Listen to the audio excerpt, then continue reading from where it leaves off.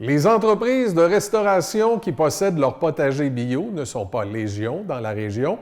C'est le cas de la microbrasserie des Beauprés. Pour en savoir davantage sur ce projet original, mon collègue Marc Cochrane s'est entretenu avec la chargée de projet du potager bio, Isabelle Boutin. Ça a débuté en 2013. C'était la deuxième saison, en fait, où on était ouvert et où il y avait la terrasse. Puis le terrain ici n'était pas exploité. Via un cours que j'avais pris en développement durable, puis une formation aussi en bâtiment, j'avais une curiosité, moi, puis un intérêt à développer des projets de bâtiments durables. J'avais un intérêt aussi pour les toitures vertes. Mais en n'ayant jamais mis la main à la terre, j'ai décidé d'exploiter une opportunité puis un intérêt pour développer des connaissances par l'expérience. Alors ici, étant bien exposé au soleil, avec un terrain disponible, j'ai proposé au patron de faire un potager. Puis c'est comme ça, en fait, que j'acquéris mes connaissances. Comment ça s'est développé? Ça s'est développé de concert avec beaucoup d'acteurs de la communauté, entre autres des clients, des employés qui ont mis la main à la pâte, les clients, entre autres, côté technique là, pour voyager de la terre. Il y a des clients qui m'ont déjà emmené plein de semis, les conseils aussi. Puis Isabelle Martineau, de la ferme du Bon Temps. Elle m'a été aussi d'une grande aide. Pendant au moins 2 printemps, j'ai fait mes semis chez elle, puis elle m'accompagnait aussi via ça. C'était quoi le but quand vous avez fait le projet? Bien, le but, en termes de développement durable, il y a un volet économique, social puis écologique. Alors, au niveau social, on atteint facilement les objectifs en ce qui a trait aux relations avec les gens, aux discussions aussi qui sont créées par ça, l'échange d'informations.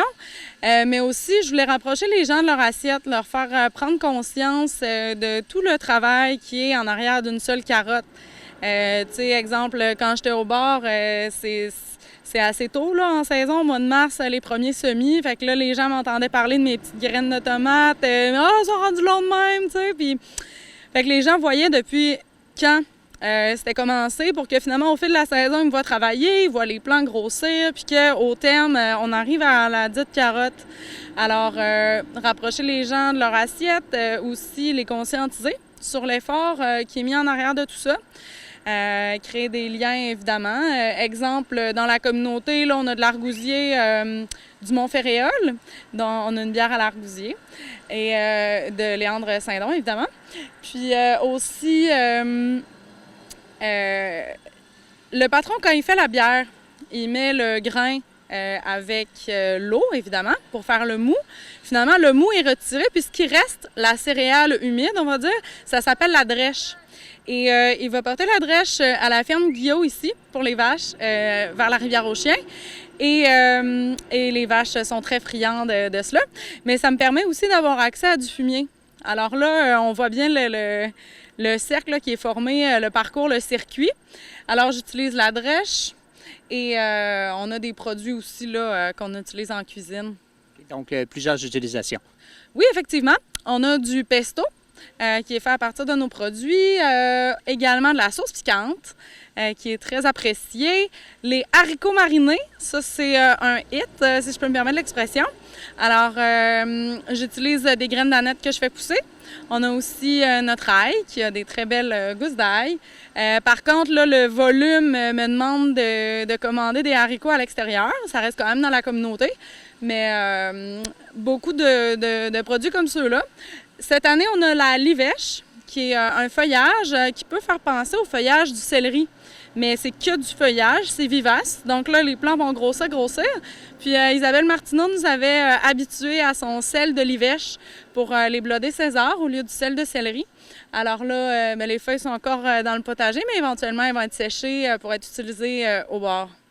Et pour le futur, comment ça regarde? Comment ça regarde? Il y a plein d'opportunités. En fait, ce potager-là, c'est sous forme de permaculture. Alors, contrairement à la monoculture, l'objectif, c'est de faire côtoyer plusieurs types de plantes, plusieurs familles de plantes pour recréer une espèce d'écosystème puis qui soit autosuffisant ou du moins qui puisse bien réagir, entre autres aux insectes et tout ça. Et dans cette optique-là, la Ville de Québec a dernièrement autorisé les potagers en façade.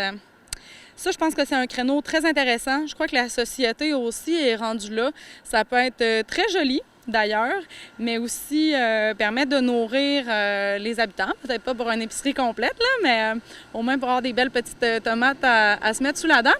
Puis il y a une entrepreneure de la Côte-de-Beaupré, entre autres Maryse Bourgeois, des Jardins d'Olivier, qui a l'intention de se spécialiser à ce niveau-là.